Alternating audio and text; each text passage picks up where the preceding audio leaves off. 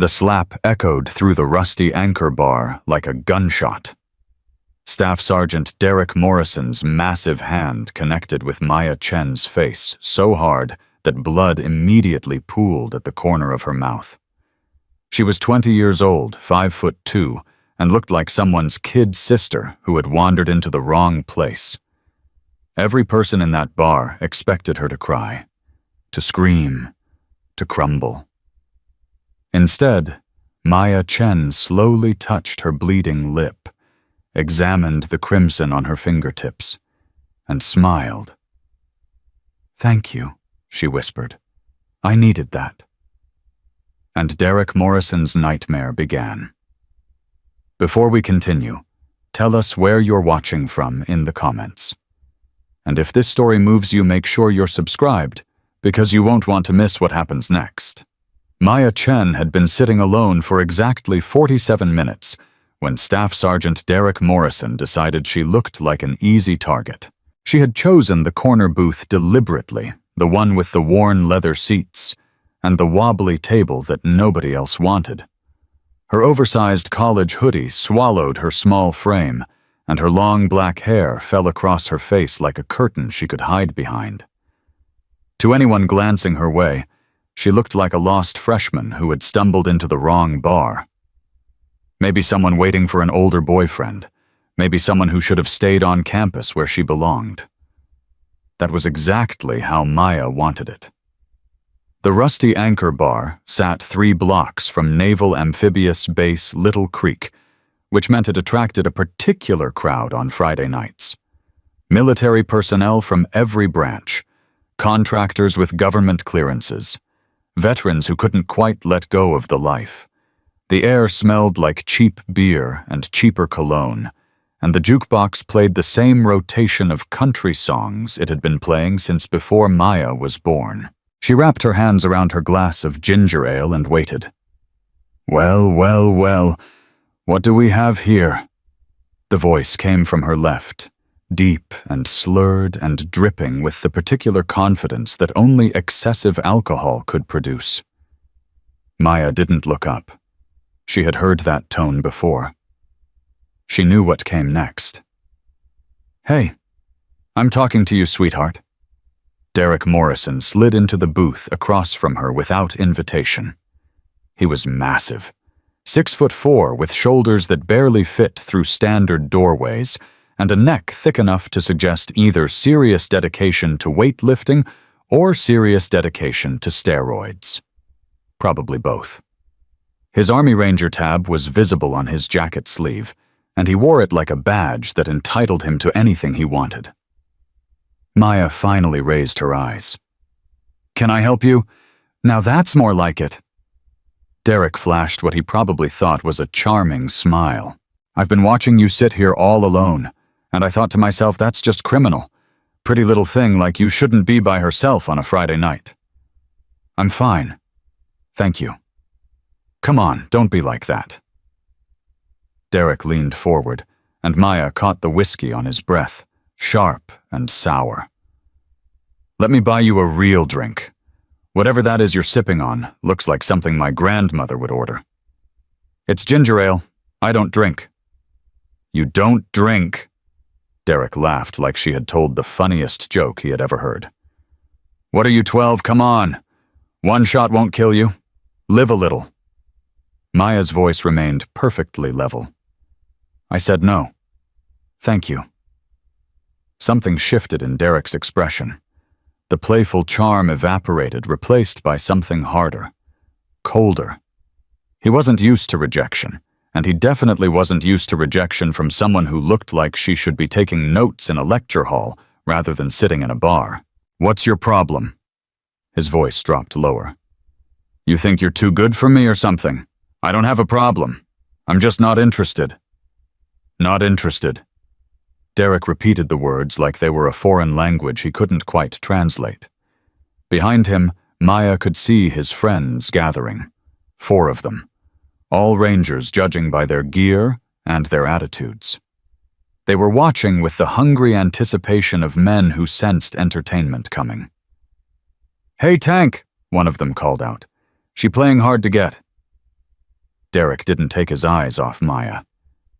Yeah, seems like little princess here thinks she's something special. I never said that. Maya kept her voice calm, though every nerve in her body had begun to hum with the particular awareness that had kept her alive in situations far more dangerous than this. I said I'm not interested. Those are two different things. Sounds the same to me. Then you should work on your listening comprehension. The words hung in the air between them. Derek's face flushed red, and Maya knew she had made a mistake. She had let her mouth get ahead of her judgment. It was a problem she had struggled with since childhood, this inability to simply accept disrespect in silence. What did you just say to me? I think you heard me. Derek's hand shot across the table and grabbed Maya's wrist. His grip was crushing, designed to hurt, designed to establish dominance. His fingers dug into her skin with enough force to leave marks that would last for days. Listen here, you little... Let go of my arm. Or what? Derek squeezed harder, and Maya felt the bones in her wrist grind together. What exactly are you going to do about it? The bar had gone quiet. Conversations died mid-sentence as people turned to watch the confrontation unfolding in the corner booth. Some pulled out phones. Others simply stared with the morbid curiosity of bystanders who sensed violence approaching. Maya looked at Derek's hand on her wrist, then up at his face. Her expression hadn't changed.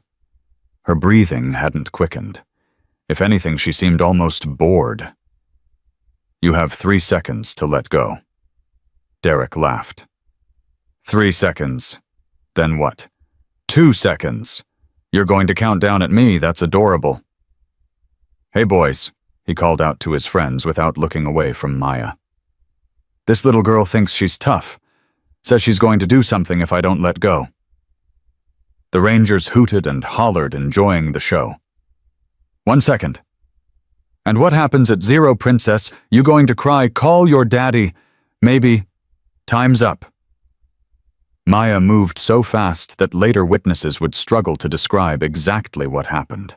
One moment Derek was holding her wrist with crushing force. The next moment he was clutching his hand against his chest, gasping in pain, his index and middle fingers bent at angles that fingers were never meant to bend. What the... Derek stared at his damaged hand in disbelief. You broke my fingers. Dislocated. There's a difference. Maya slid out of the booth and stood. At 5'2", she barely came up to Derek's chest, but something in her posture had changed. The shy college girl was gone. In her place stood someone else entirely. A break would have been permanent. This is just educational. You crazy? Derek swung with his good hand. It was a haymaker telegraphed from a mile away, powered by rage rather than technique. Maya watched it come like she was watching a slow-motion replay. She had all the time in the world to analyze the trajectory, calculate the force, determine the optimal response. She chose not to dodge. The slap connected with her face like a thunderclap. Her head snapped to the side and she stumbled backward into the booth, catching herself against the worn leather.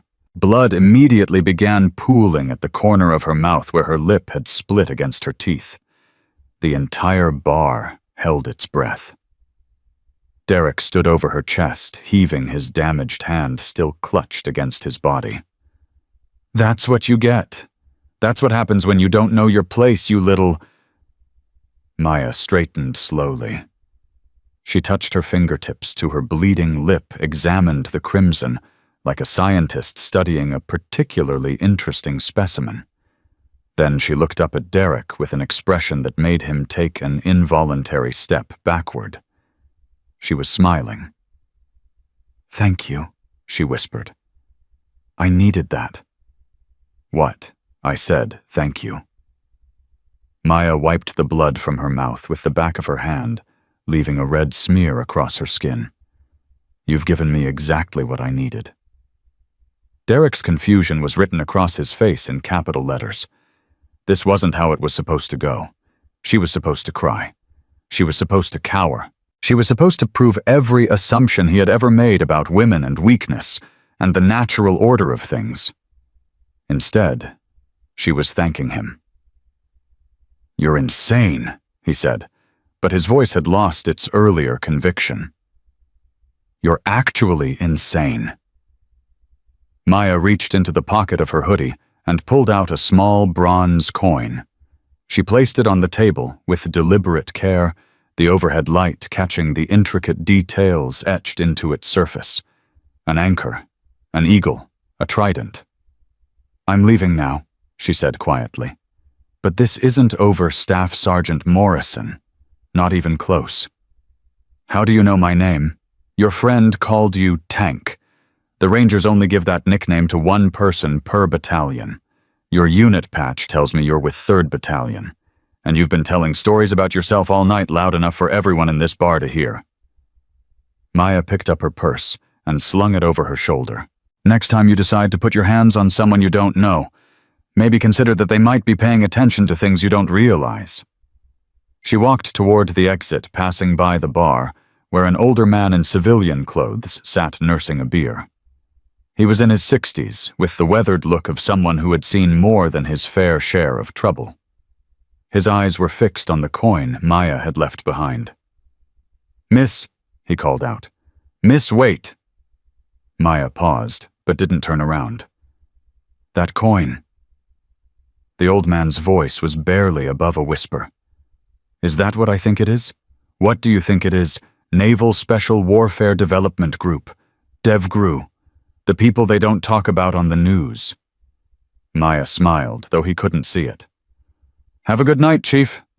She pushed through the door and disappeared into the Virginia Beach night, leaving behind a stunned bar, a bleeding challenge coin, and a staff sergeant who was just beginning to understand that he had made the worst mistake of his life.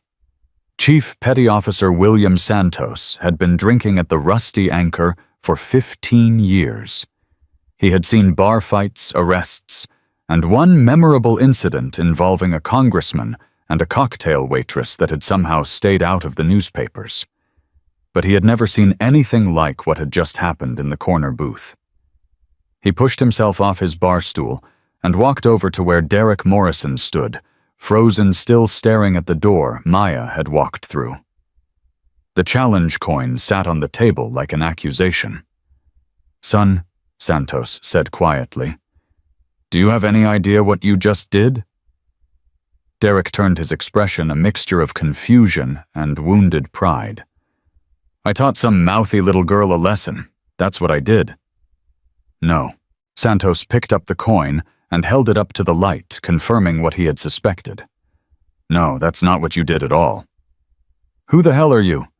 "I'm someone who's been around long enough to recognize trouble when I see it." Santos traced the trident on the coin with his thumb. "This isn't a souvenir you pick up at the Navy Exchange. This is earned. And the people who earn it, they don't lose bar fights, son. They don't lose anything." Derek's friend, the one who had called out earlier, pushed through the gathering crowd. "Tank, what's going on? Who was that chick?" "I don't know." Derek's voice had lost its confidence. "Some crazy woman who—" "She's not crazy." Santos set the coin back on the table. "She's DevGru, Tier 1, the people who go places that don't exist to do things that never happened." He looked at Derek with something that might have been pity. "And you just slapped her in the face in front of 40 witnesses." The color drained from Derek's face. "That's impossible. She was tiny. She looked like a kid." "That's how it works, son. The really dangerous ones never look dangerous. It's the ones who have something to prove who walk around advertising their capabilities." Santos glanced at the security camera mounted in the corner of the bar, its red light blinking steadily. "That camera's been recording all night. High definition. Full audio. Everything that happened here is now evidence." "Evidence of what?" "Assault on a federal officer. That girl might look like she belongs in a sorority, but legally speaking, you just put your hands on a commissioned member of the United States military's most elite special operations unit." Santos shook his head. I've seen careers ended for less. I've seen prison time handed out for less. Derek's damaged hand throbbed, reminding him that the tiny woman had done something to him that he still didn't understand. One moment he had been in control, and the next moment his fingers were bending in directions that made him nauseous to remember. "She attacked me first," he protested weakly. "She broke my fingers." "Dislocated. That's what she said, right? There's a difference. And I guarantee you that camera shows you grabbing her wrist before she did anything. That's aggravated assault, son. She was defending herself." Santos turned to leave, then paused. "If I were you, I'd start making phone calls. You're going to need a lawyer. Probably a good one." Derek watched the old man walk out of the bar, leaving behind the challenge coin and the growing realization that his life had just taken a very unexpected turn. His friends gathered around him, their earlier amusement replaced by concern. "Tank, what do we do?" Jake Robinson, his closest friend in the unit, looked at the coin like it might bite him. "If she's really who that guy says she is, she's not." Derek grabbed the coin and shoved it in his pocket. "She can't be. Navy SEALs are 6-foot walls of muscle. They're not 5-foot-nothing girls who look like they should be studying for midterms." "But what if she is? Then she should have fought back." Derek straightened, trying to recapture some of his earlier confidence. "Did you see what happened? I slapped her, and she just took it. Just stood there bleeding and smiling like a psycho. That's not what elite operators do." But even as he said the words, Derek couldn't shake the memory of her eyes. The way she had looked at him after the slap, like she was seeing something he couldn't. Like she was calculating distances and angles and outcomes that existed several moves ahead of anything he could comprehend. "Let's get out of here," he said finally. "Nothing good's going to come from sticking around." They pushed through the crowd toward the exit, and Derek tried not to notice how people stepped aside to let them pass. Not out of respect like before, out of something else, something that looked uncomfortably like pity. Outside, the Virginia Beach night was cool and damp, carrying the salt smell of the ocean 3 blocks away. Derek pulled out his phone and stared at the screen, trying to decide who to call. His commanding officer. A lawyer. His mother. "We should find out who she really is," Jake suggested. "If she's military, there'll be records. Someone will know something." "How are we supposed to do that?" "Walk onto the naval base and start asking questions." "I've got a buddy who works intelligence, civilian contractor, but he's got access to personnel databases." Jake was already typing on his phone. "Give me her name." "I don't know her name." "What do you mean you don't know her name? You spent 15 minutes trying to pick her up." "She never told me." Derek realized how stupid that sounded even as he said it. He had been so focused on impressing her, on demonstrating his dominance, that he had never thought to learn basic information. "But she knew mine. She knew everything about me. My nickname, my unit stories I'd been telling. So she was listening to you all night." "I guess." Jake's expression grew more concerned. "Tank, that's what surveillance looks like. That's what people do when they're gathering intelligence on a target." "I wasn't a target. I was just some guy in a bar." "You were a guy in a bar who grabbed a woman and slapped her in front of 40 people. Maybe you weren't a target before, but you definitely are now." Derek's phone buzzed with an incoming message. Unknown number. Virginia Beach area code. He opened it with trembling fingers. "Training exercise scheduled. Building 718 Naval Special Warfare Command. 1900 hours tomorrow. Failure to appear will result in formal military police notification of tonight's incident. PO2 Chen." Derek stared at the message for a long moment, reading it 3 times to make sure he understood what it said. "She's giving me a choice," he said slowly. "Show up for some kind of training thing or she files charges." That sounds like blackmail. No, it sounds like something else. Derek thought about the way she had thanked him after the slap, the way she had said he had given her exactly what she needed. It sounds like she had this planned from the beginning.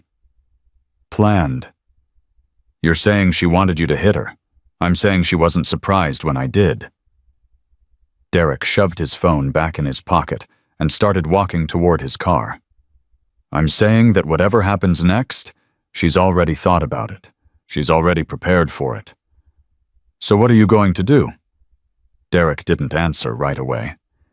He was remembering something his drill instructor had told him during Ranger School years ago. The most dangerous opponent is the one who controls the battlefield before the first shot is fired. If your enemy chooses the time and place of engagement, you've already lost. The tiny woman with the bleeding lip had chosen everything. The bar, the confrontation, the outcome. And now she was choosing what came next.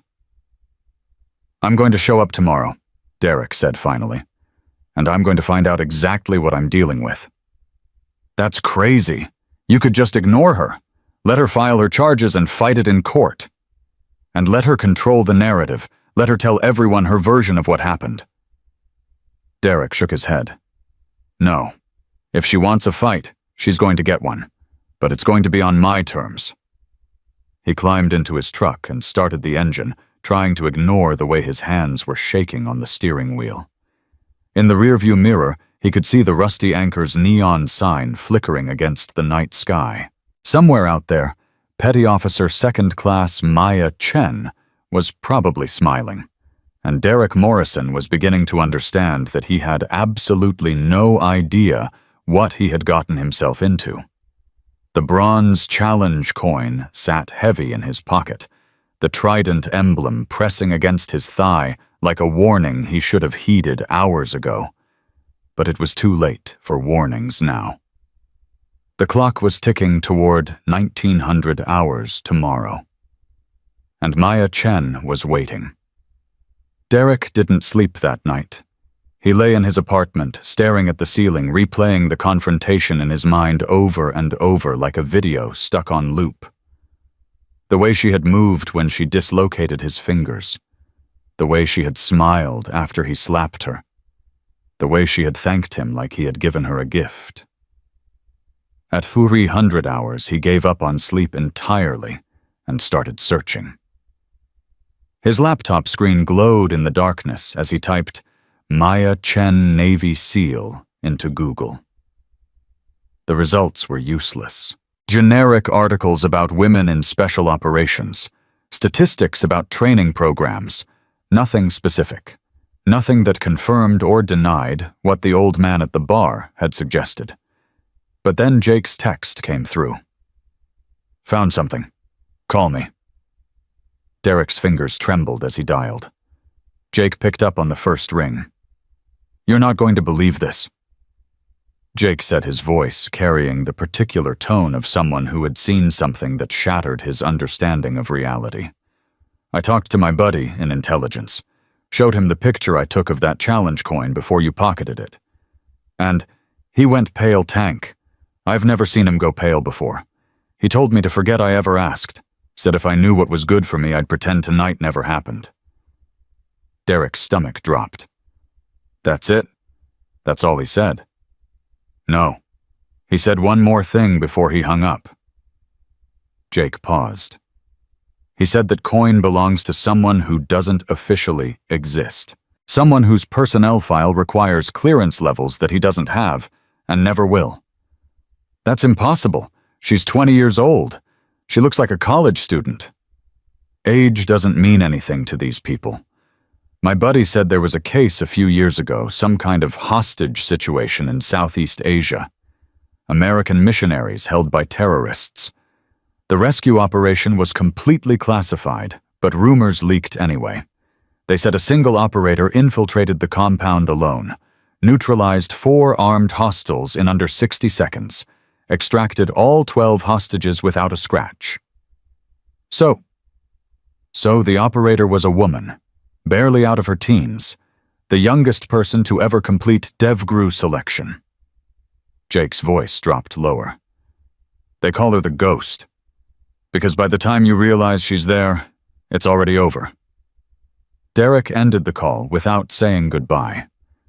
His hands were shaking so badly that he dropped the phone twice before managing to set it on the nightstand. The Ghost. The tiny woman he had slapped in a bar was nicknamed the Ghost. At 600 hours, his phone rang with an official naval number.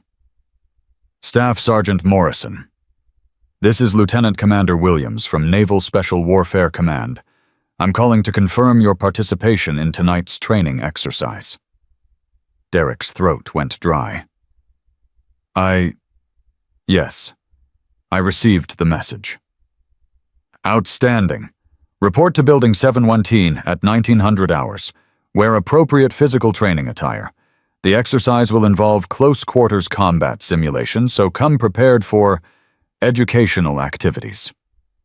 What exactly is going to happen tonight? There was a pause on the other end of the line. When Williams spoke again, his voice carried something that sounded almost like sympathy. Staff Sergeant, I'm going to give you some advice that you didn't ask for.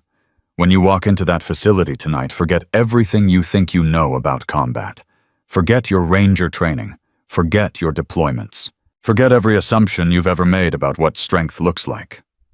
Another pause. And pray that Petty Officer Chen is in a teaching mood rather than a demonstrating mood. The line went dead. Derek sat on the edge of his bed for a long time, staring at the phone in his hand. His damaged fingers throbbed with each heartbeat, a constant reminder of how quickly and easily she had hurt him. And that had been in a bar with no preparation, with no intention of causing real harm. Tonight would be different.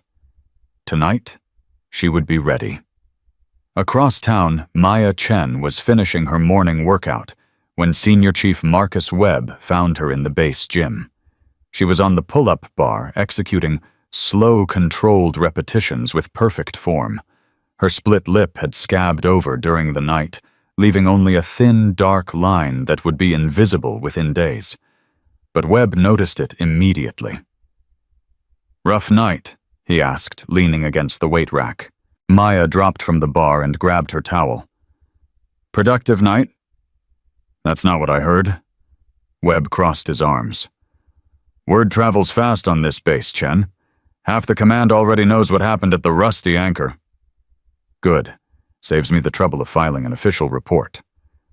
You're not going to file a report. Why would I? Maya wiped the sweat from her face. I have something better planned. Webb studied her for a long moment. He had been her mentor since she completed selection 2 years ago, guiding her through the transition from prodigy candidate to operational asset. He had seen her in training. He had seen her in combat. He had seen her do things that would have broken lesser operators. But he had never seen this particular expression on her face before. What are you planning, Chen? A lesson. For the Ranger who hit you. For everyone. Maya tossed her towel into the laundry bin. Senior Chief, how many times have we had this conversation? How many times has some new team member questioned whether I belong here? How many times has someone looked at me and seen a liability instead of an asset? Too many. Exactly. And every time I've proven myself through performance, through mission results, through putting in twice the work to earn half the respect.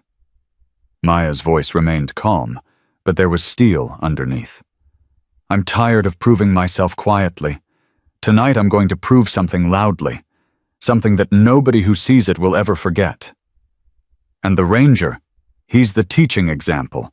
He volunteered for the position when he put his hands on me. Webb nodded slowly. He understood what she was doing. More importantly, he understood why. The facility is booked. I saw the request come through this morning. He uncrossed his arms. You've got observers lined up, too. Some pretty impressive names on that list. The more witnesses, the more effective the lesson. Chen. Webb's voice softened. Whatever happens tonight, make sure it's about education and not revenge. Those are two very different things, and only one of them will help you in the long run. Maya met his eyes. Senior Chief, if I wanted revenge, Staff Sergeant Morrison wouldn't have walked out of that bar last night. He would have been carried out, in pieces. She picked up her gym bag. Tonight isn't about hurting him. It's about teaching him. Teaching all of them. Teaching them what? That the most dangerous person in any room is usually the one they underestimate the most. She walked out of the gym, leaving Webb standing alone among the weights and machines. He had trained operators for 20 years. He had seen the best of the best at work. But Maya Chen was something else entirely. God help anyone who mistook her size for weakness. God help Staff Sergeant Derek Morrison. By 1400 hours, Derek had called every contact he could think of. His commanding officer had been sympathetic, but unhelpful. You assaulted a federal officer, Morrison. Be grateful she's offering you an alternative to formal charges. His JAG contact had been blunt. The video from the bar clearly shows you initiating physical contact. Her response with the finger manipulation could be argued as self-defense. Your subsequent slap is textbook assault. If she files charges, you're looking at minimum reduction in rank, maximum brig time. His ranger buddy, who had completed joint training with SEALs, had been terrified. DevGru dude, these aren't regular SEALs. These are the operators who killed bin Laden. These are the people who do things that make other special forces look like Boy Scouts. If one of them has targeted you for a training exercise, you should seriously consider desertion. By 1600 hours, Derek had assembled his backup team. Jake Robinson had agreed to participate despite his reservations. Someone needs to watch your back, even if watching your back means carrying your unconscious body to medical. Sergeant First Class Tom Williams had volunteered because he didn't believe the stories. 1 woman against 4 Rangers. That's not a training exercise. That's a mismatch. We'll show these Navy boys what Army looks like. Private First Class Danny Martinez had been voluntold by his commanding officer. Consider this a learning opportunity, his CO had said with a smirk that suggested he knew something Derek didn't. At 1800 hours, they loaded into Derek's truck and drove toward Naval Special Warfare Command. The base seemed different at night, more serious, more dangerous. Security checkpoints that waved through personnel during daylight hours now scrutinized credentials with suspicious intensity. Armed guards who normally looked bored now watched their vehicle like it contained potential threats. Something's different, Jake muttered. Something's wrong. It's just nerves, Derek said, but his voice lacked conviction.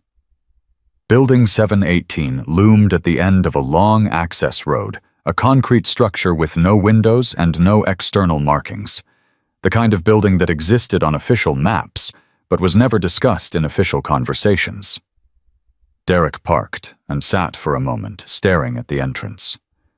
Last chance to back out, Jake offered. We could just drive away, deal with whatever charges come. No. Derek opened his door. I'm not running from a fight, and I'm definitely not running from a girl half my size. They walked toward the entrance as a Group 4 Rangers projecting confidence they didn't entirely feel. A petty officer met them at the door, his expression neutral, but his eyes carrying something that looked like anticipation. Staff Sergeant Morrison, I'm Petty Officer Reynolds. I'll be handling logistics for tonight's exercise. Where is she? Petty Officer Chen is completing her preparations. You'll be briefed in the staging area, then we'll proceed to the training facility. Reynolds checked his tablet. Your teammates have all signed the standard liability waivers. Liability waivers, standard procedure for combat simulation exercises, covers minor injuries sustained during training activities. Reynolds looked up. You did read the documentation that was sent this morning. Derek hadn't read anything. He had been too busy panicking. Just show us where to go. Reynolds led them through a series of security doors, each one requiring increasingly complex credentials. The corridor seemed to stretch forever, fluorescent lights humming overhead, the air growing colder as they descended deeper into the building. How far underground is this place? Jake asked nervously. The multi-environment training facility spans 3 levels below ground, Reynolds answered. It's designed to simulate various operational environments without external interference or observation. So nobody can see what happens down here. Nobody except the monitoring team, the medical staff, and the command observers. Reynolds stopped at a final door. This is the staging area. Gear up, receive your briefing, and wait for the exercise initiation signal. He opened the door and stepped aside. Inside, 4 sets of tactical equipment had been laid out on benches. Protective padding communication headsets, impact sensors, biometric monitoring devices. Everything looked professional and well-maintained. Everything also looked like it was designed to accurately measure exactly how badly they were about to be hurt. Gear up, Derek told his team. Whatever happens in there, we stick together. We watch each other's backs. We don't let her isolate any of us. What if she's actually as good as everyone says? Martinez asked quietly. She's not. She can't be. Derek started strapping on his equipment. She's 5'2". She weighs maybe 115 pounds. I don't care how much training someone has, physics doesn't stop applying just because you went to a fancy selection course. Physics, Tom Williams laughed, but there was no humor in it. Yeah, physics is definitely on our side. A screen on the wall flickered to life, displaying their biometric readings. 4 heart rates, 4 blood pressure measurements, 4 stress indicators, all of them elevated beyond normal ranges. Above the screen, a camera lens glinted in the low light. Someone was watching. The intercom crackled. Exercise initiation in 15 minutes. All participants should complete equipment checks and proceed to designated starting positions. Derek finished securing his gear and looked at his team. They looked back at him with expressions that ranged from nervous to terrified. Remember, he said, she's just one person. We have the numbers. We have the training. We have the size advantage. But even as he spoke, the words, Derek couldn't shake the feeling that none of those things were going to matter. Somewhere in this facility, Maya Chen was waiting. Somewhere in this facility, the ghost was preparing to teach a lesson that 4 Army Rangers would remember for the rest of their lives. The intercom crackled again. 10 minutes to exercise initiation. All participants prepare for tactical deployment. Derek's damaged hand throbbed. The clock was ticking. And in the observation deck, 3 floors above, Commander Patricia Webb watched the biometric feeds with growing interest. Beside her, 6 other senior officers had gathered to witness what promised to be an extraordinary demonstration of capability. Chen's heart rate is 54 beats per minute, Lieutenant Commander Harrison observed. She's actually more relaxed now than she was during this morning's briefing. That's because she's entering operational mode, Webb replied. For her, this isn't stressful. This is what she was trained to do. And the Rangers, Harrison checked the secondary displays. Heart rates averaging 140, elevated cortisol, classic pre-combat stress responses. They're already losing, someone muttered, and they don't even know it yet. The main display showed Maya completing her final equipment check. She moved with the fluid efficiency of someone who had performed the same actions thousands of times in far more dangerous circumstances. Her expression was calm, focused, almost serene. She looked like someone about to teach a class. She looked like exactly what she was, the most dangerous person in the building, preparing to demonstrate why appearances meant absolutely nothing when skill was absolute. 5 minutes to exercise initiation. Maya's voice came through the communication system, clear and professional. Control, this is Sierra 1, is Sierra. All systems operational. Ready to begin. In the staging area, Derek heard her voice and felt something cold settle in his stomach. She sounded bored. She sounded like someone who had already won. And somewhere in the back of his mind, a voice that sounded suspiciously like the old man from the bar whispered a warning he should have heeded 24 hours ago. The most dangerous opponent is the one who controls the battlefield before the first shot is fired. Maya Chen had been controlling this battlefield since the moment Derek Morrison decided she looked like an easy target. He just hadn't realized it until now. 2 minutes to exercise initiation. Derek closed his eyes and tried to steady his breathing. It didn't work. His heart rate climbed to 160 beats per minute, and in the observation deck, Commander Webb smiled grimly. "It's beginning," she said. The lights died without warning. One moment, Derek could see his teammates. The next moment, he was standing in absolute darkness, his heart slamming against his ribs like it was trying to escape. "Stay calm," he hissed. "Night vision, now!" 4 sets of goggles activated simultaneously, transforming the blackness into an eerie green landscape. The training facility stretched before them like a maze designed by someone who understood fear. Corridors branched in multiple directions. Obstacles created shadows within shadows. And somewhere in that labyrinth, Maya Chen was waiting. "Control, this is Alpha Team. We have visual." Derek's voice sounded steadier than he felt. "Proceeding to primary objective." Reynolds' voice came through their headsets. "Acknowledged, Alpha Team. Your objective is to retrieve the intelligence package located in the central chamber. Opposition force is active. Exercise clock is running." "Opposition force," Jake muttered. "That's a fancy way of saying one tiny woman who's going to try to murder us." "Stay focused." Derek started moving forward, weapon raised. "Standard formation. Williams, you're on point. Martinez, cover our 6. Jake, stay close to me." They advanced through the first corridor in textbook fashion, each man covering his assigned sector, each footstep placed with deliberate care. Their breathing was too loud in the enclosed space. Their heartbeats were even louder. "I don't like this," Martinez whispered. "It's too quiet." "That's because she hasn't engaged yet." Williams swept his weapon across an intersection. "She's probably watching us right now, gathering intelligence, looking for weaknesses." "We don't have weaknesses. We're Rangers." "Everyone has weaknesses, kid. The question is whether she's good enough to find them." In the observation deck, Commander Webb leaned forward as Maya's position indicator moved on the tactical display.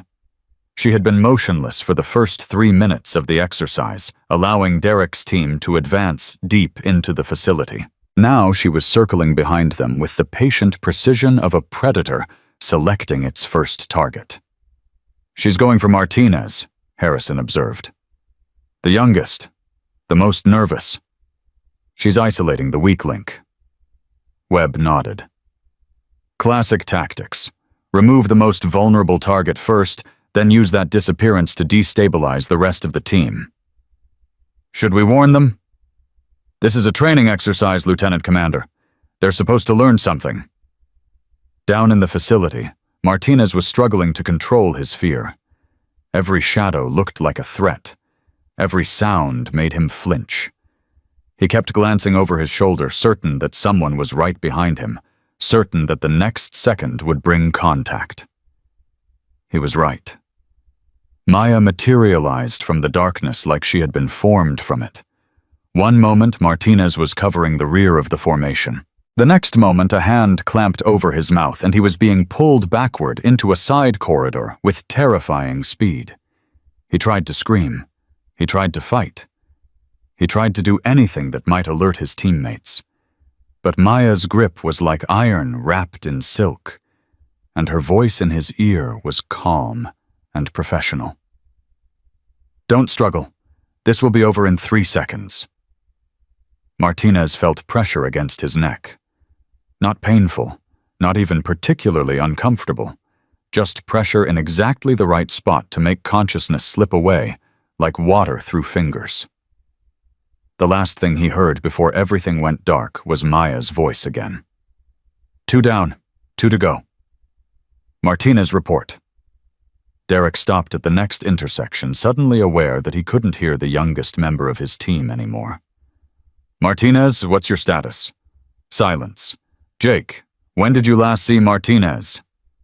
Jake turned his night vision, scanning the corridor behind them. He was right there. He was right behind me 30 seconds ago. Well, he's not there now. Williams moved back to investigate his weapon, sweeping the shadows with increased urgency. Martinez, sound off. Nothing. She got him. Jake's voice cracked. She got him without making a sound. We didn't hear anything. We didn't see anything. That's impossible. We were in formation. He was 10 feet behind us. Then where is he, Tank? Where the hell is he? Derek's mind raced through possibilities, each one worse than the last.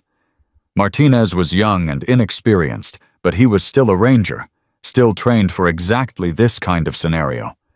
How had she taken him without any of them noticing? Control, this is Alpha Team. We've lost contact with one team member. Request status update. Reynolds's voice came back with infuriating calm. Team member Martinez has been neutralized. Biometrics show he's conscious and uninjured. Exercise continues. Neutralized. What does that mean? It means he's out of the exercise, Staff Sergeant. You're down to 3. Derek exchanged looks with Jake and Williams. 3 minutes into the exercise, and they had already lost a quarter of their team. To a woman they had never seen move. New plan, Derek said. We stay tight. Nobody more than arm's reach from someone else. She can't take us if we're watching each other. What about the objective? Forget the objective. Our new objective is surviving long enough to actually see her. They reformed into a tighter group and continued advancing, but the confidence was gone. Every step felt like walking deeper into a trap. Every shadow seemed to hide threats they couldn't identify. Williams was next. He had been Army for 14 years.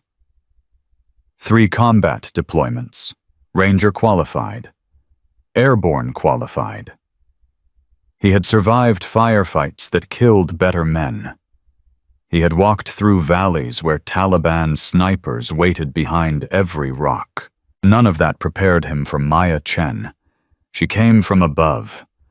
Williams never knew how she had gotten up there, never understood how someone could move through a 3-dimensional space with such complete disregard for normal human limitations. One moment he was scanning the corridor ahead. The next moment something hit him from directly overhead, driving him to the ground with precise, controlled force. His weapon went flying. His night vision goggles were knocked askew, and before he could process what was happening, he felt the same pressure against his neck that Martinez had felt. 3 seconds, Maya whispered. Use them to think about everything you assumed wrong. Williams tried to grab her, tried to use his superior size and strength to throw her off, but she had positioned herself perfectly, using leverage and anatomy to neutralize every physical advantage he possessed. 1, she counted. His vision started to blur. 2. His arm stopped responding to commands. 3. Darkness. Derek heard Williams hit the ground and spun toward the sound weapon, raised, every nerve screaming with the need to identify the threat. He saw nothing. Williams. Jake was already moving toward the sound. Williams respond, don't. Derek grabbed Jake's arm. Don't separate. That's what she wants. She just took Williams. He's right there. And if you go after him alone, you'll be next. Derek pulled Jake back. Stay with me. Stay close. Control, we've lost Williams. Derek's voice was barely controlled now. 2 team members neutralized. Request immediate extraction. Negative Alpha Team. Exercise continues until completion or voluntary surrender. Surrender? Jake's laugh was high and desperate. We're surrendering to a woman half our size. We're not surrendering to anyone. Derek's grip tightened on his weapon. She has to show herself eventually. When she does, we'll be ready. Ready for what? We can't even see her. She took out Martinez and Williams without either of us noticing. What makes you think we'll see her coming for us? Because I'll be watching for her. That's what Williams said, Tank. That's what Williams said right before she dropped him from the ceiling. In the observation deck, the atmosphere had shifted from professional interest to something closer to awe. 7 senior officers watched Maya's systematic dismantling of the Ranger team with the appreciation of people witnessing something extraordinary. She's not even elevated, Harrison reported, studying Maya's biometric readings. Heart rate 56, breathing normal, cortisol levels actually lower than baseline. She's in flow state. A Captain Morrison from the Marine Liaison Office shook his head. I've read about it, but I've never actually seen it on a monitor before. She's treating this like a morning jog. Meanwhile, the remaining 2 Rangers are approaching cardiac stress levels. Sit Webb pointed to Derek and Jake's readings. Heart rate's over 170. They're operating on pure adrenaline now. How much longer will she wait? That depends on what she wants them to learn. Webb settled back in her chair. If she wanted to end this quickly, it would already be over. The fact that she's taking her time suggests she has something specific in mind. Down in the facility, Derek and Jake had backed themselves into a corner. Literally. They stood with their backs against solid walls, weapons pointed outward, covering every possible approach vector. This is insane. Jake's voice had lost all pretense of calm. We're 2 combat veterans hiding in a corner because of one woman. One woman who took out 2 Rangers without breaking a sweat. Derek's eyes never stopped scanning. One woman who's playing with us like a cat plays with mice. So what do? We wait. She has to come for us eventually. When she does, we'll have clear lines of fire. 2 against 1 point-blank range. Even she can't beat those odds. You said she couldn't take Martinez without us noticing. You said we'd see her coming for Williams. Jake's weapon trembled in his hands. Everything you've said has been wrong, Tank. Why should I believe you now? Derek didn't have an answer. The seconds stretched into minutes. The minutes felt like hours. Every shadow seemed to move. Every sound seemed to signal approaching danger. The waiting was worse than any combat Derek had ever experienced. At least in real firefights, you could see your enemy. You could understand the threat. You could respond with something other than pure, helpless terror. Then Maya's voice echoed through the facility, calm and clear, and somehow coming from everywhere at once. Staff Sergeant Morrison, I think it's time we talked. Derek spun toward the sound weapon raised. Show yourself. Why would I do that? You still have weapons. You still have your teammate. You still think you have a chance. We do have a chance. 2 against 1. Is that what you see? Maya's voice carried a note of something that might have been amusement. Let me offer a different perspective. Your team started with 4 trained Rangers, combined combat experience of over 30 years, combined weight advantage of approximately 500 pounds, every tactical advantage you could ask for. And in 6 minutes I've reduced you to 2 terrified men hiding in a corner, too scared to advance, too scared to retreat, waiting for me to decide when the lesson ends. Jake's breathing had become rapid and shallow. She's trying to get in our heads. That's all this is. Psychological warfare. Is it working? Maya asked pleasantly. No. Then why is your heart rate at 182, Sergeant Robinson? Why have your hands been shaking for the last 4 minutes? Why did you just step closer to Staff Sergeant Morrison, even though you know that makes you both easier targets? Jake looked down at his hands. They were shaking exactly as much as Maya had described. How do you know my name? he demanded. "I know everything about you, Sergeant. I've been watching you all night, learning your patterns, understanding your weaknesses." A pause. "I did the same thing at the bar last night. Did you notice? No. You were too busy laughing at your friend's jokes, too busy assuming you had nothing to worry about. Show yourself, damn it. If you insist." Maya stepped into view at the end of the corridor. She was alone. Unarmed. Standing in the open with no cover, no concealment, no apparent protection from the two weapons trained directly at her center mass. Derek's finger found the trigger. "Don't move." "I'm not going to move, Staff Sergeant. I'm going to stand here and give you exactly what you wanted." Maya's voice remained calm. "You have weapons. I don't. You have a teammate. I'm alone. You have clear lines of fire and a stationary target." She spread her arms. "This is your chance. Take it." Jake's weapon steadied. "She's right there. We can end this." Wait. Something was wrong. Derek could feel it. "This is too easy. Too easy tank, she's giving herself to us. Shoot her." "No." Derek lowered his weapon slightly. "She's not giving herself to us. She's testing us."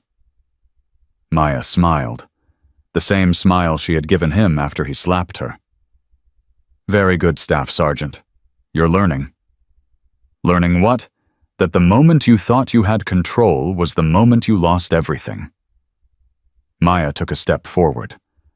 "You could have shot me just now. The impact sensors in my gear would have registered hits. The exercise would have ended. You would have won, technically speaking. So why didn't we?" "Because somewhere in your mind you understood the truth. If I'm standing in the open with no protection, it's because I've already calculated every possible outcome. It's because I know something you don't." Another step forward. "It's because this was never a fight. It was a lesson. And the lesson isn't over yet." Derek raised his weapon again. "Stay back, or what you'll shoot me. We've already established that you had your chance and didn't take it." Maya continued walking forward with the unhurried pace of someone who had all the time in the world. "Your hesitation tells me everything I need to know. You're not soldiers right now.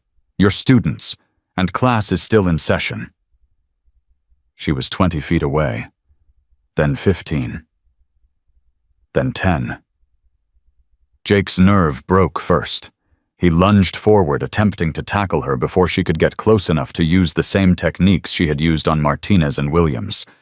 It was like watching someone try to catch smoke. Maya sidestepped his rush with a simple pivot, redirected his momentum with a subtle shift of her weight, and guided him into the wall beside her with just enough force to stun but not injure. Before Jake could recover, her hand found the same pressure point she had used twice before. 3 seconds. She said softly. Jake's eyes went wide with understanding, then slowly closed as consciousness slipped away. Derek stood alone. "Your turn, Staff Sergeant." Maya turned to face him. "Unless you'd like to surrender now and save us both some time." "I'm not surrendering to you." "No."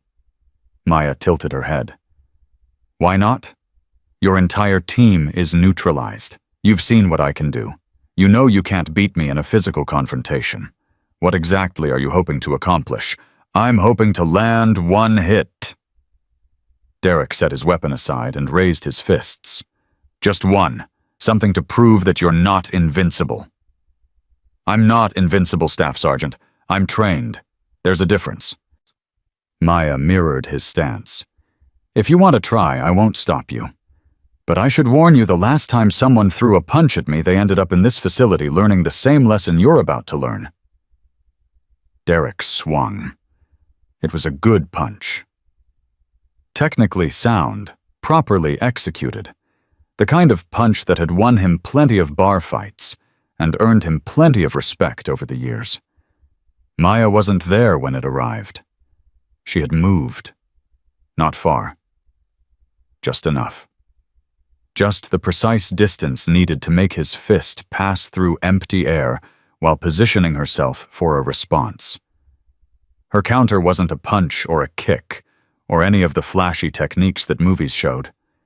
It was something simpler. Something worse. A joint manipulation applied to his extended arm that sent white-hot pain screaming through his shoulder and dropped him to his knees. "That's one," Maya said calmly. "Would you like to try again?" Derek tried to rise, tried to swing with his other hand, tried to do anything that might change the outcome.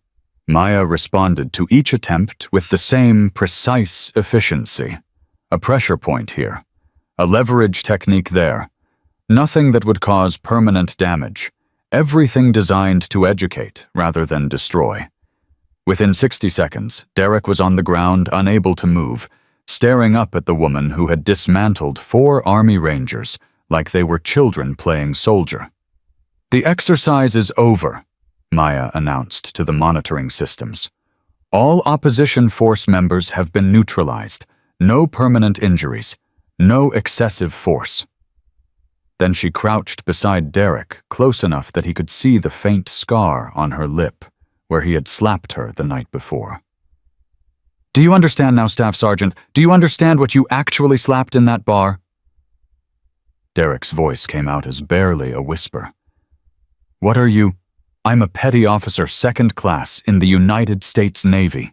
I'm a graduate of the most demanding military training program on Earth. I'm someone who has done things in service to this country that you will never know about and could never understand." Maya's voice remained calm, almost gentle.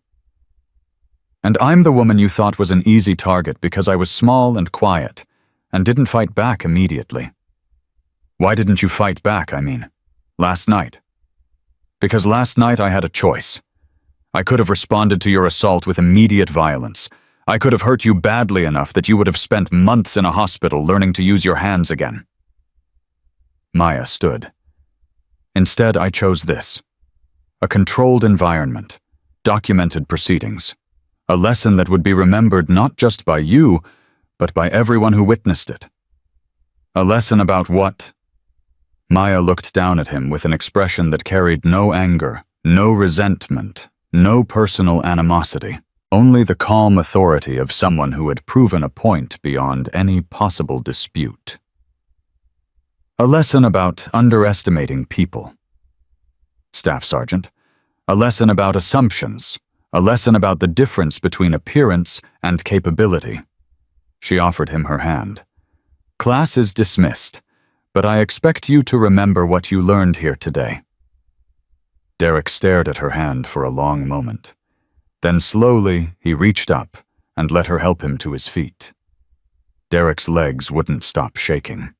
He stood in the facility's debrief room, surrounded by his teammates who had regained consciousness one by one, each wearing the same expression of stunned disbelief. Martinez kept touching his neck where Maya had applied pressure. William stared at the wall like he was seeing something the rest of them couldn't. Jake hadn't spoken a single word since waking up, and Maya Chen sat across the conference table from them, completely composed her uniform, showing no signs of the physical activity that had systematically dismantled 4 trained Army Rangers in under 15 minutes. "Let's begin with basic outcomes," Commander Webb announced from the head of the table. Her voice carried the weight of someone who had witnessed everything and was now presiding over the inevitable reckoning. All participants completed the exercise without permanent injury. All training objectives were achieved within established safety parameters. "Training objectives," Derek's voice came out hoarse. "What exactly were the training objectives?" Webb consulted her tablet. The stated objective was to demonstrate advanced close-quarters combat techniques in a controlled environment. The practical objective was to provide educational experience for all participants regarding capability assessment and threat evaluation.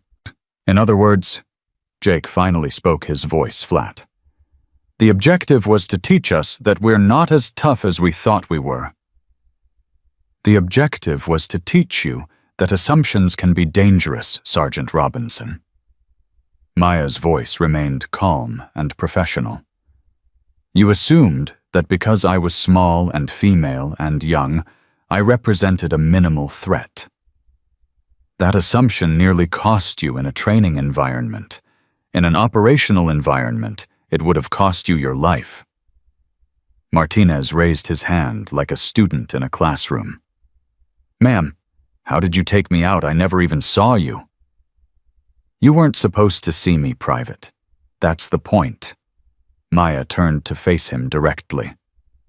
You were covering the rear of your formation, but you were doing it mechanically. Your attention was focused on a specific arc, and you checked it at predictable intervals. I timed my approach to coincide with the gaps in your awareness. But I was trained for this. We all were. You were trained for conventional threats. I was trained to be unconventional. Maya's tone carried no condescension, only the patient authority of an instructor explaining a fundamental concept. The techniques I used tonight aren't secret or magical. They're applications of principles that any special operations manual will cover. The difference is in execution. Williams leaned forward, his pride clearly wounded, but his professional curiosity overriding it. The ceiling approach. How did you get above me without anyone noticing? The facility has maintenance access points throughout the structure. While your team was focused on horizontal threats, I repositioned vertically. It's basic three-dimensional thinking, but most people are conditioned to process tactical environments in 2 dimensions. Three-dimensional thinking. Williams shook his head slowly. I've been in the Army for 14 years. I've survived 3 combat deployments, and a 20-year-old just used three-dimensional thinking to drop me like a sack of potatoes. Age doesn't determine capability, Sergeant Williams. Training does. Experience does. The willingness to push beyond conventional limitations does. Maya paused. I started my training when I was 17. I've spent every day since then learning how to do exactly what I demonstrated tonight. Commander Webb interrupted. Staff Sergeant Morrison, I believe you have something you'd like to say. Derek looked up from the table where he had been studying his hands. His damaged fingers still ached from the night before, a constant reminder of how completely he had misjudged the woman sitting across from him. I owe you an apology, he said quietly. For last night. For what I said. For what I did. Go on. I made assumptions about you based on how you looked. I thought because you were small and quiet you were weak. I thought because you didn't fight back immediately you couldn't fight back at all. Derek's voice cracked slightly. I was wrong. I was wrong about everything. Maya studied his face for a long moment, assessing whether his words were genuine or simply driven by the circumstances. Derek met her gaze without flinching, and something in his expression must have satisfied her evaluation. What specifically were you wrong about, Staff Sergeant? I was wrong to think that strength looks a certain way. I was wrong to assume that restraint means inability.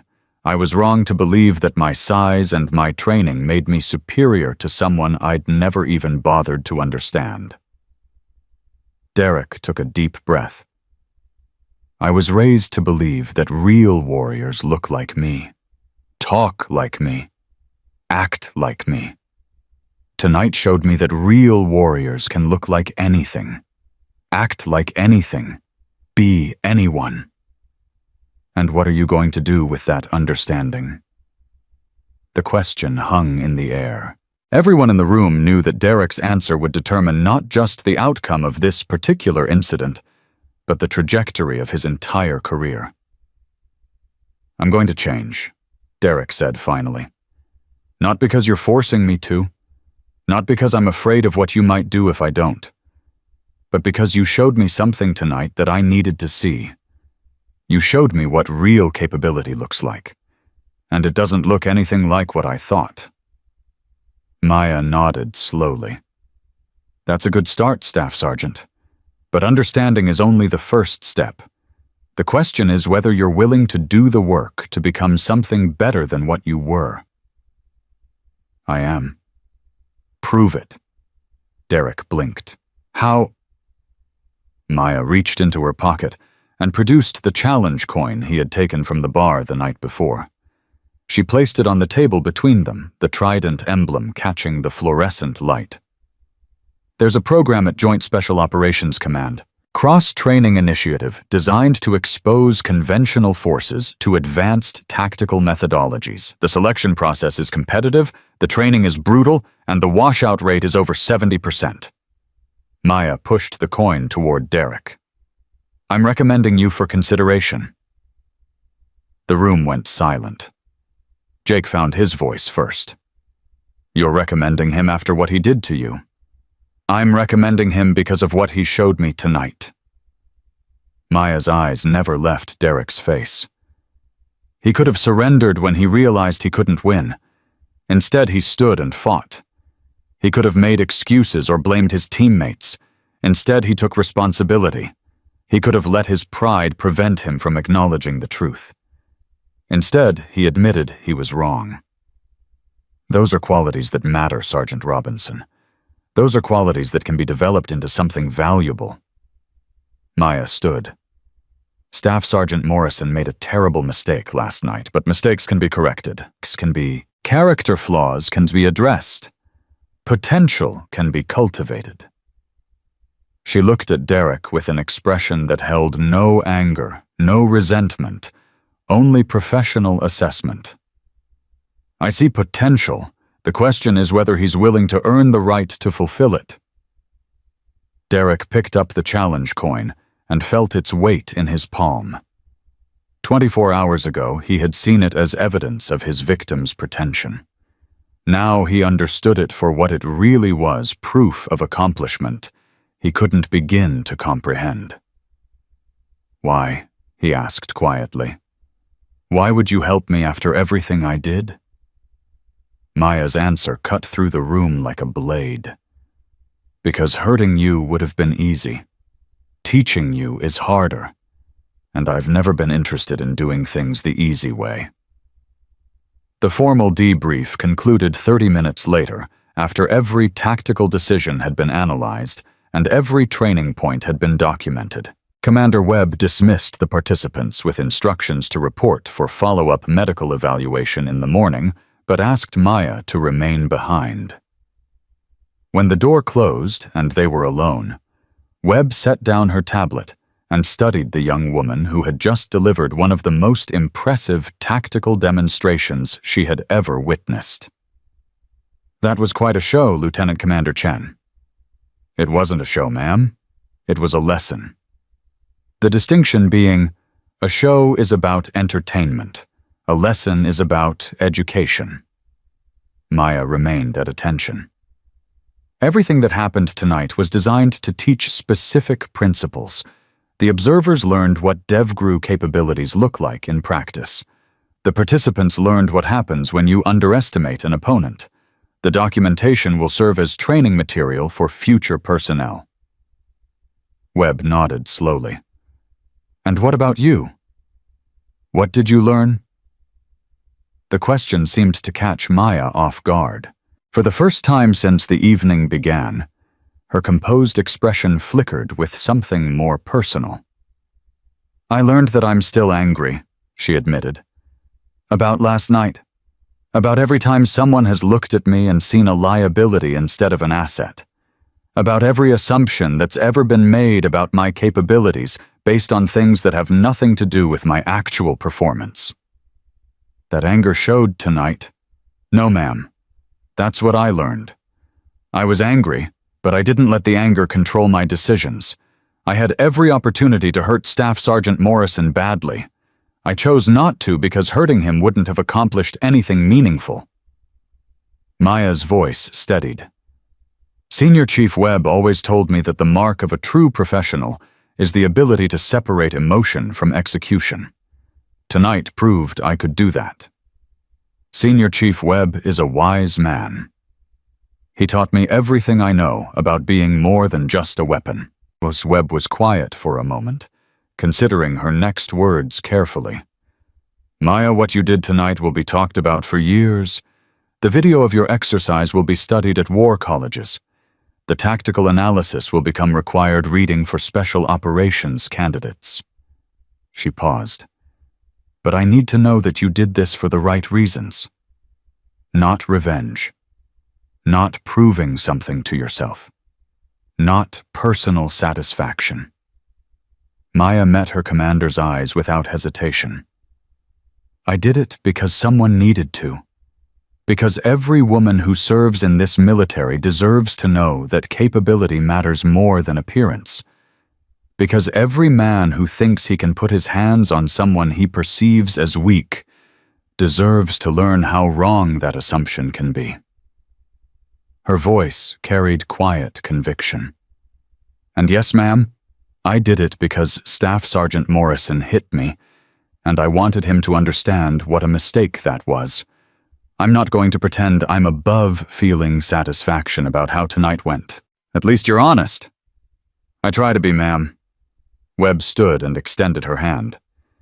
Petty Officer Chen, you've represented your unit and your community with distinction. Whatever happens next with Morrison and his career, you've demonstrated something important tonight. Something that will matter long after the bruises fade and the paperwork is filed. Maya shook her commander's hand. Thank you, ma'am. One more thing. Webb's grip tightened slightly. That recommendation for Morrison, did you mean it every word? Why honestly? Maya considered the question. Because he reminded me of myself, ma'am. Not the anger or the prejudice, but the potential underneath. The willingness to learn once his assumptions were stripped away. She released Webb's hand. Someone took a chance on me once. A 17-year-old girl who thought she had something to prove. They could have dismissed me as too young, too small, too female for this life. Instead, they saw something worth developing. And you see that in Morrison. I see the possibility of it. Whether he actually develops it is up to him. Webb nodded. Dismissed, Petty Officer. Get some rest. You've earned it. Maya left the conference room and walked through the quiet corridors of Building 718, her footsteps echoing in the empty spaces. The adrenaline that had carried her through the exercise was finally beginning to fade, leaving behind a bone-deep exhaustion that reminded her she was still human despite everything tonight had demonstrated. She found Derek waiting outside the main entrance alone in the Virginia Beach night. Petty Officer Chen. He straightened when he saw her approach. I thought you'd already left. I had a debrief with Commander Webb. Right, of course. Derek shifted uncomfortably. I thought I should. You wanted to say something without the audience. Yeah, something like that. Maya stopped a few feet away from him, close enough for conversation, far enough to maintain professional distance. Go ahead. Derek took a deep breath. In the facility, you said you had a choice. Last night at the bar, you said you could have hurt me badly enough to put me in a hospital. That's correct. But you didn't. Even though I deserved it. Even though nobody would have blamed you. Derek's voice was raw with something that might have been shame. Why? Why choose the harder path when the easier one would have been completely justified? Maya was quiet for a moment, considering how to answer. The question cut to the heart of everything she believed about power and responsibility and the kind of person she wanted to be. When I was 19, she said finally, I was part of a hostage rescue operation in Southeast Asia. 12 American missionaries held by a terrorist cell that had already killed 4 of them on video. The details are classified, but I can tell you that I did things during that mission that I'll never be able to talk about. Things that were necessary, but not something I'm proud of. What does that have to do with last night? Everything. Maya's voice softened. When you're trained the way I was trained, you develop capabilities that most people can't imagine. You learn how to hurt people, how to kill people, how to do things that would give normal people nightmares for the rest of their lives. But the training also teaches you something else. It teaches you that just because you can do something doesn't mean you should. It teaches you that the measure of a warrior isn't how much damage they can inflict, but how much control they have over their own power. Derek listened in silence.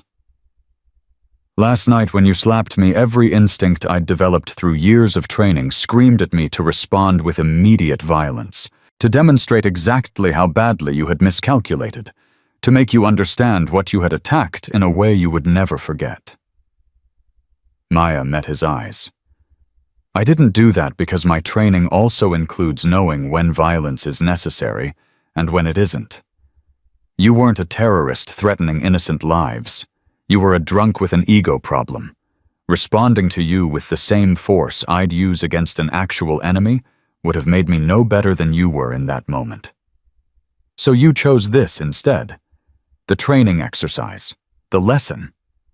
I chose to channel my anger into something productive, something that would actually teach, rather than simply punish. Maya paused. And yes, Staff Sergeant, I'd be lying if I said there wasn't satisfaction in watching you realize how wrong you were.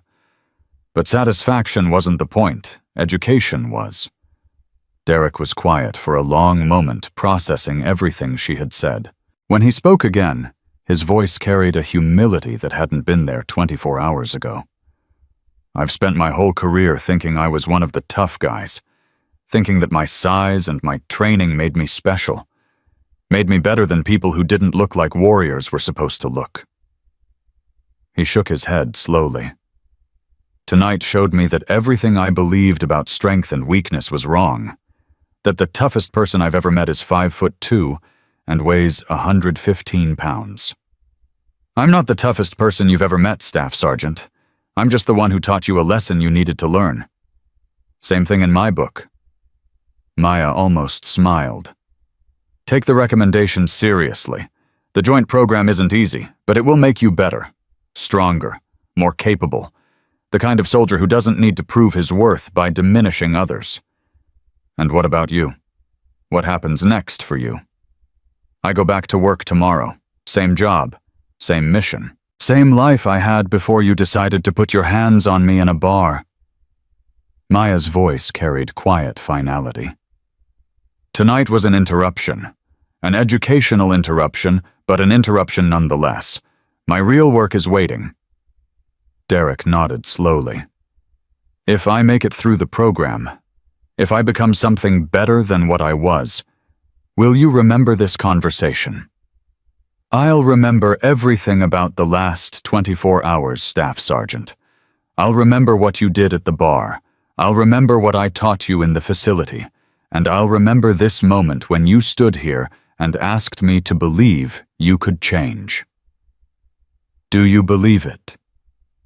Maya studied his face one last time, reading the uncertainty and the hope and the genuine desire to become something better than the man who had slapped a woman half his size because she refused his advances. I believe you have the potential to change.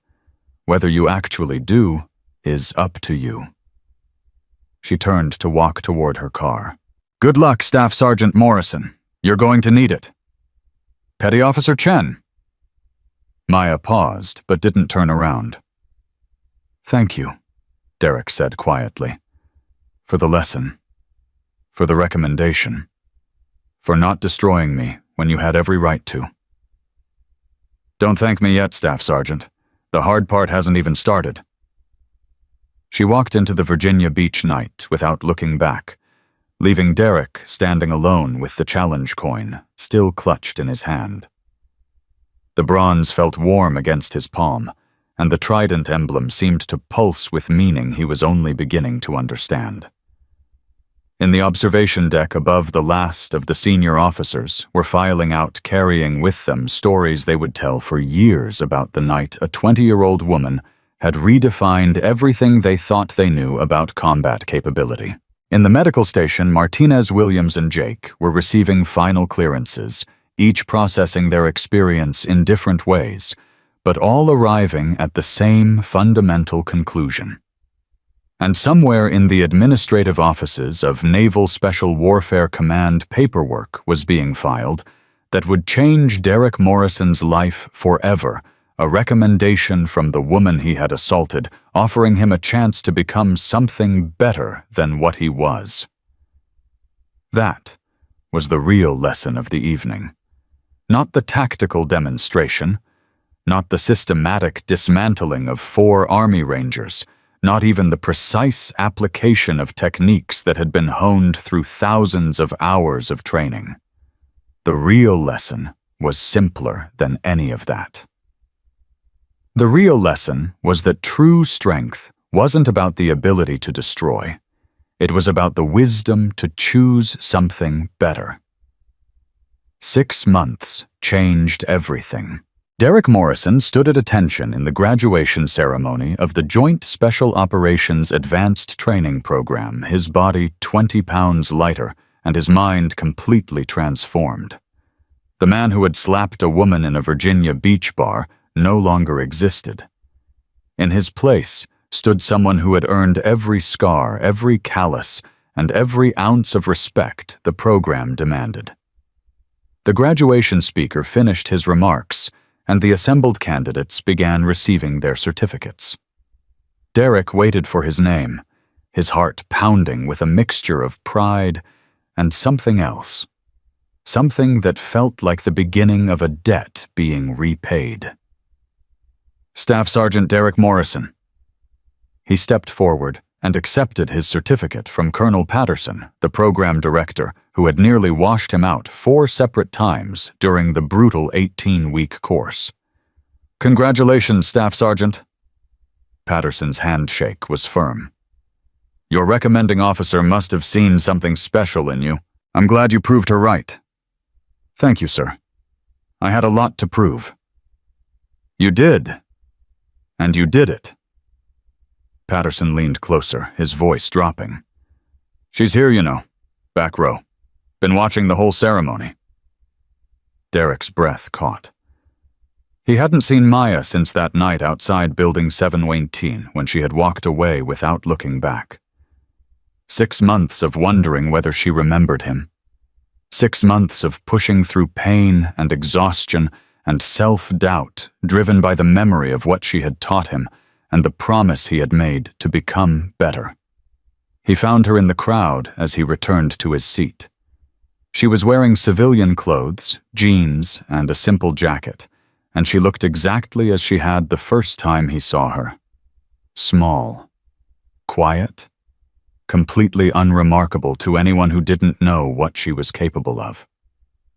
Their eyes met across the room, and Maya gave him the smallest nod of acknowledgement. It was enough. After the ceremony, Derek pushed through the crowd of celebrating graduates and their families. His own parents had flown in from Texas, and they were waiting near the refreshment table. But he needed to do something else first. Something that had been waiting for 6 months. Maya was standing alone near the exit when he found her, as if she had been waiting for him to come. Petty Officer Chen. Staff Sergeant Morrison, congratulations on your graduation. I wouldn't be here without you. That's not true. The recommendation got you in the door. Everything after that was you. Derek shook his head. No, I mean I literally wouldn't be here. Not just in this program. Here, in this version of myself. He struggled to find the right words. Before that night I was heading towards something bad. I could feel it. The drinking, the anger, the need to prove myself by tearing other people down. If you hadn't stopped me... I didn't stop you, Staff Sergeant. I redirected you. There's a difference. Whatever you call it, you saved me. From myself.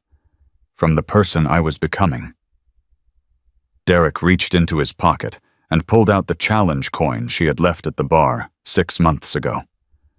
I've carried this every day since. Whenever I wanted to quit, whenever I thought I couldn't push any harder, I looked at it and remembered what you showed me." Maya studied the coin in his palm, the trident emblem worn smooth from months of handling. "What did I show you, Staff Sergeant?" "That real strength isn't about size or aggression or making other people feel small. It's about control, discipline, the choice to build instead of destroy." Derek's voice cracked slightly. "You could have destroyed me that night. You chose to build me up instead. I've spent 6 months trying to be worthy of that choice." Maya was quiet for a long moment. When she spoke, her voice carried something that sounded almost like pride. "You've changed. Completely. Not just your body. Your eyes are different. The way you carry yourself." She tilted her head, assessing him with the same professional attention she had given him in the training facility. "You're not the same man who grabbed my wrist in that bar." "No, ma'am. I'm not." "Good." Maya reached out and closed his fingers around the challenge coin. "Keep it. You've earned the right to carry it now." "I haven't earned anything, not compared to what you've accomplished." "Earning isn't about comparison, Staff Sergeant. It's about growth. 6 months ago, you were someone I had to teach a lesson. Today, you're someone I'd be proud to serve alongside." Maya smiled, the first genuine smile he had ever seen from her. "That's not nothing. That's everything." Derek felt his eyes stinging and blinked rapidly. Rangers didn't cry, but Rangers also didn't get second chances from people they had wronged, and he wasn't going to waste his. "What happens now?" he asked. "For you, I mean. What's next?" "Same as always. The work continues. New missions, new challenges, new opportunities to prove that capability matters more than appearance." Maya glanced toward the door. "There's always someone who needs to learn what you learned. I just hope most of them figure it out without requiring a training facility demonstration. If they don't, you'll be there to teach them. That's the job, Staff Sergeant. That's what the training is for." Maya extended her hand. "Take care of yourself. And take care of the people under your command. Show them that strength comes in forms they might not expect." Derek shook her hand, holding on for just a moment longer than necessary. "Thank you, Petty Officer Chen, for everything." "Don't thank me. Pay it forward. That's how this works." She released his hand and walked out the door without looking back. Just like she had 6 months ago. Just like she probably always would. Derek watched her go, the challenge coin warm in his palm, and felt something shift in his chest. Not closure exactly. More like the beginning of a new chapter. He had spent his whole life believing that warriors looked a certain way, talked a certain way, acted a certain way. Maya Chen had taught him that warriors could look like anything, and he intended to spend the rest of his career proving he had learned the lesson. 3 months later, the story of what happened at the Rusty Anchor Bar had spread through every branch of the military. It traveled through official channels. First, the training video from Building 718 became required viewing for special operations candidates, and the tactical analysis was incorporated into close-quarters combat curricula across all services. Instructors used Maya's systematic dismantling of the Ranger team to illustrate principles of three-dimensional thinking, target isolation, and the dangers of assumption-based threat assessment. But the story traveled through unofficial channels, too. Whispered conversations in mess halls and barracks, embellished tales shared over drinks at military bars around the world. The legend of the ghost, the tiny woman who had turned an assault into an education and an education into a transformation. Senior Chief Marcus Webb heard the latest version from a young SEAL candidate during a training break at Naval Amphibious Base Coronado. "They say she took out 6 Rangers single-handed. the candidate said, his voice carrying the breathless excitement of someone sharing forbidden knowledge. Didn't even break a sweat. Just moved through them like they weren't there. 4 Rangers, Webb corrected. And she was plenty sweaty by the end. I trained her, I know. The candidate's eyes went wide. You trained the Ghost? I trained Petty Officer 2nd Class Maya Chen. The Ghost is something other people created. Webb took a sip of his coffee. The real story is less dramatic and more important than the legend. A young woman faced discrimination and assault. Instead of responding with immediate violence, she chose to teach a lesson. That lesson changed lives, including the life of the man who assaulted her. I heard he's some kind of instructor now, teaching respect and stuff. Staff Sergeant Derek Morrison completed the Joint Advanced Training Program with distinction. He now leads a cross-training initiative focused on capability assessment and threat evaluation. Webb set down his coffee. He uses his own experience as a teaching example, tells everyone exactly what he did wrong and what he learned from it. That's intense, admitting you got beat by a woman half your size. Getting beaten by Petty Officer Chen isn't something to be ashamed of. She's beaten people much more experienced than Derek Morrison. The shame would be if he hadn't learned anything from it. Webb stood. Break's over. Get back to training. Senior Chief. One more question. Make it quick. The Ghost. Petty Officer Chen. Where is she now? Webb smiled. Exactly where she's supposed to be. Doing exactly what she was trained to do. And if you're lucky, you'll never have to find out the details. Maya was in fact 6,000 miles away, completing an operation that would never appear in any newspaper and would never be discussed in any official briefing. The details were classified. The location was classified. Even the existence of the mission was classified. But somewhere in a part of the world that most Americans couldn't find on a map, 12 hostages were being extracted from a situation that had seemed hopeless, and a 20-year-old operator was moving through the darkness with the lethal precision that had made her legendary. The rescue was clean, professional. Exactly what her training had prepared her for. Afterward, as the helicopter carried them toward safety, one of the hostages, a relief worker from Minnesota, who had been held for 6 weeks, grabbed Maya's hand. "Thank you," the woman whispered. "I thought I was going to die there. I thought no one was coming." "Someone always comes," Maya replied. "That's what we do." "You're so young. How can you do this? How can you be so calm?" Maya considered the question.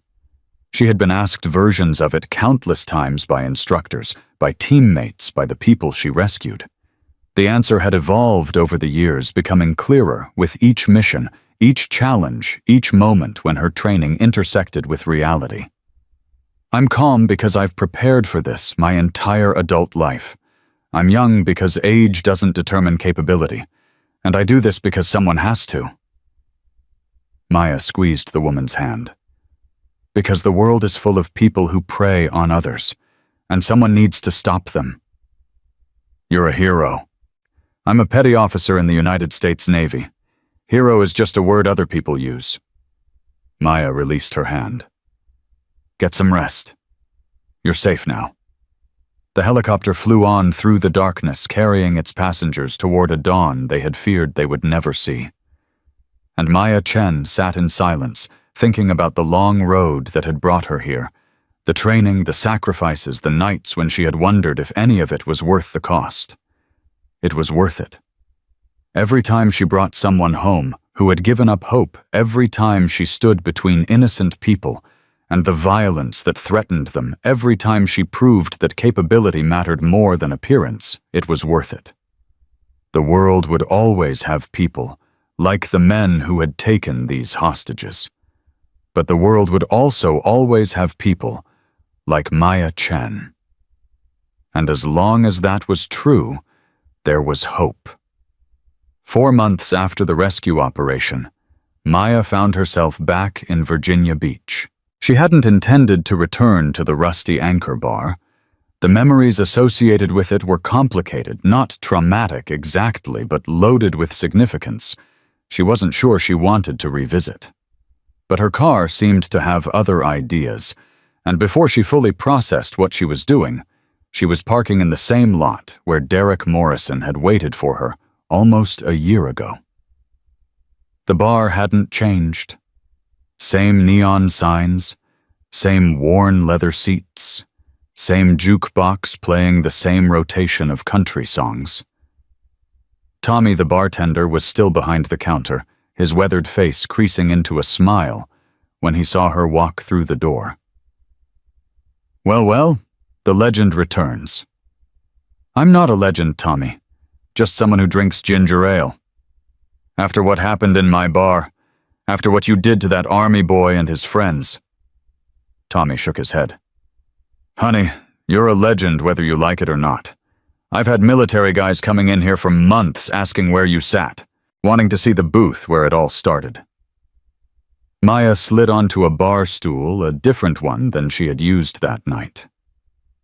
I hope you're not giving tours. Wouldn't dream of it, but I did frame this. Tommy reached under the counter and produced a photograph in a cheap wooden frame.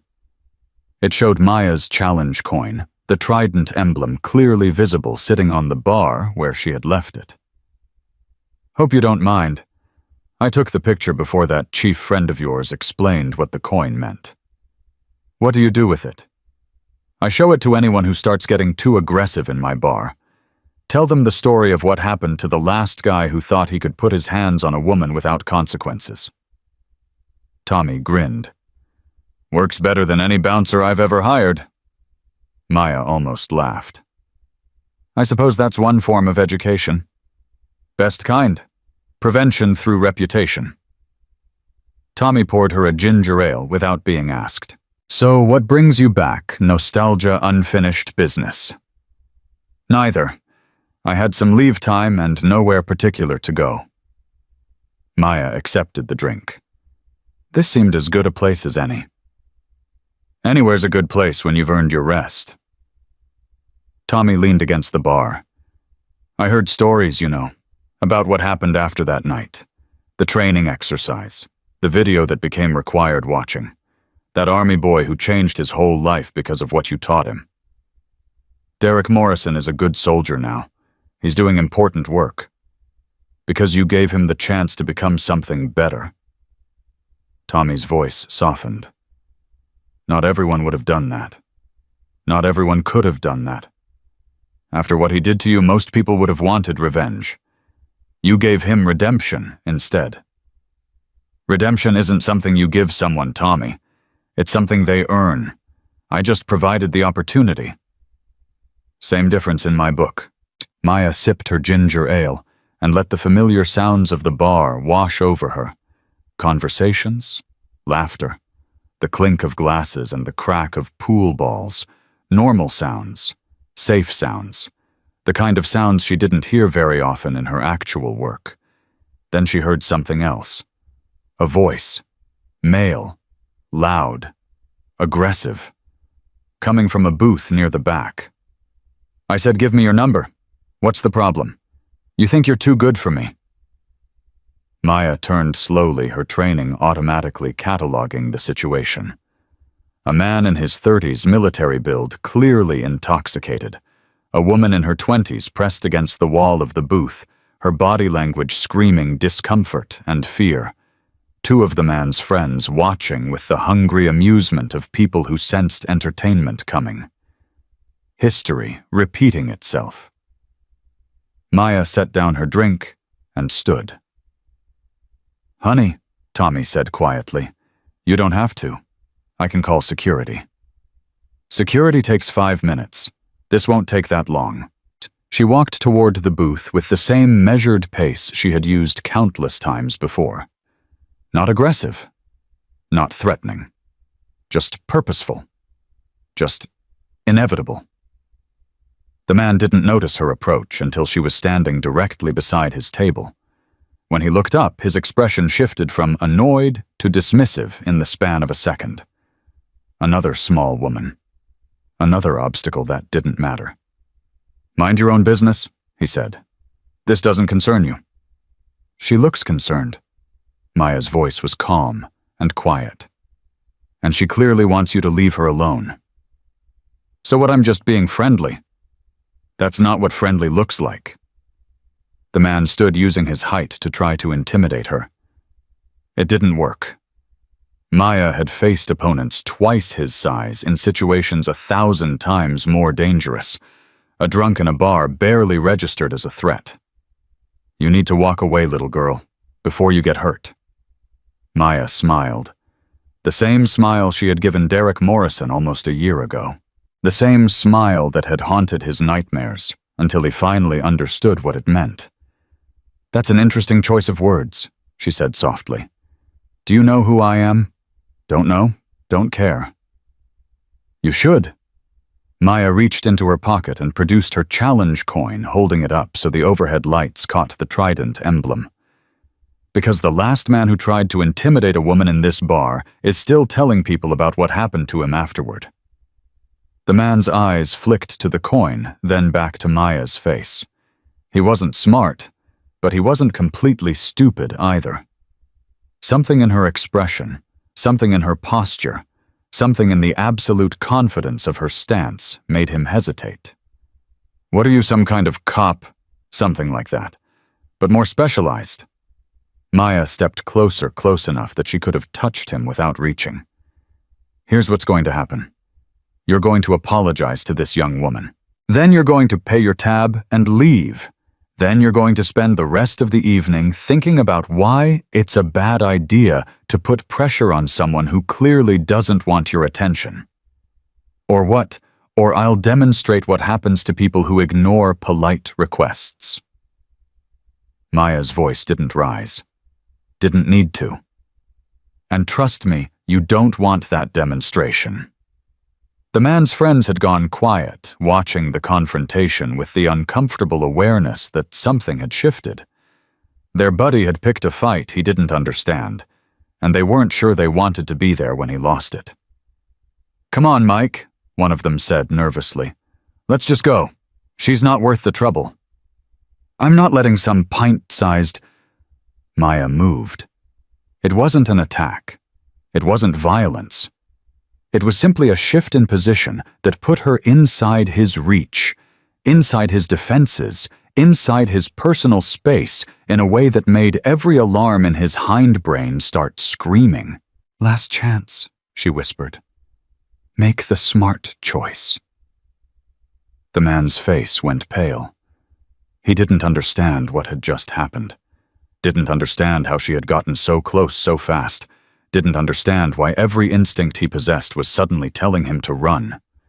But he understood enough to know that she wasn't bluffing. "Fine." He stepped back, his voice hollow. "Whatever. She's not that pretty anyway." The apology. "What? You were going to apologize?" The man looked at the young woman still pressed against the booth, then back at Maya. Whatever he saw in her eyes convinced him that arguing wasn't worth the risk. "Sorry," he muttered. "I didn't mean anything by it." "Better." Maya stepped aside to let him pass. "Don't come back here until you've learned how to treat people with respect." The man and his friends filed out without another word, leaving behind half-finished drinks and a tab that Tommy would probably write off as the cost of entertainment. The young woman in the booth sat frozen still, processing what had just happened. Maya slid into the seat across from her. "Are you okay?" Yes, I think so." The woman's voice trembled. "Thank you. I didn't know what to do. He just wouldn't stop." "They never do, until someone makes them." Maya signaled to Tommy for a glass of water. "Do you have someone you can call? Someone who can take you home?" "My roommate. She's a few blocks away." "Call her. Wait here until she arrives." Maya accepted the water from Tommy and set it in front of the woman. "And next time someone doesn't respect your boundaries, don't be afraid to make a scene. Your safety is more important than their feelings." How did you do that, make him back down without touching him? Maya considered the question. It was the same question the rescued hostage had asked her on the helicopter. The same question every young soldier and trainee and curious civilian eventually wanted answered. I've spent my life learning how to project capability without having to demonstrate it, she said finally. The goal isn't violence. The goal is making violence unnecessary. When someone understands that continuing their behavior will have consequences they can't handle, most of them choose to stop. And the ones who don't, then they learn the hard way, like the man who sat in the same bar a year ago and made the mistake of thinking I was an easy target. The young woman's eyes widened. That was you, the story Tommy tells. That was me. The Navy SEAL who taught that Army guy a lesson. I prefer petty officer who provided educational experience. But yes. Maya stood. Your roommate should be here soon. Take care of yourself. And remember, you don't owe politeness to anyone who doesn't respect your boundaries. She walked back to the bar where Tommy was waiting with a fresh ginger ale and an expression of profound satisfaction. That never gets old, he said. Watching you work? It's not work, Tommy. It's just life. Maya accepted the drink. There will always be people who think they can take what they want from others. And there will always be people who stop them. Which category do you fall into? Maya looked at the challenge coin still sitting on the bar, the trident emblem catching the light. She thought about Derek Morrison, who had started as a threat and become an ally. She thought about the hostages she had rescued, the lessons she had taught, the lives she had changed through choice rather than violence. I fall into the category of people who believe that strength means nothing if you don't use it to protect others, she said quietly.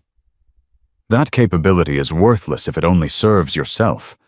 That the measure of a warrior isn't how many enemies they can defeat, but how many people they can save. Tommy nodded slowly.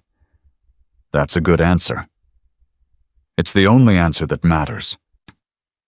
Maya finished her drink and set money on the bar, more than enough to cover her tab and the tab of the man she had just sent away. Then she picked up her challenge coin and walked toward the door. You coming back? Tommy called after her. Maya paused at the threshold, looking back at the bar where her legend had begun. The booth where Derek Morrison had grabbed her wrist. The spot where she had left her coin. The place where a slap had become a lesson, and a lesson had become a legacy. Probably not, she said. I've got work to do, people to save, lessons to teach. Then give 'em hell, petty officer.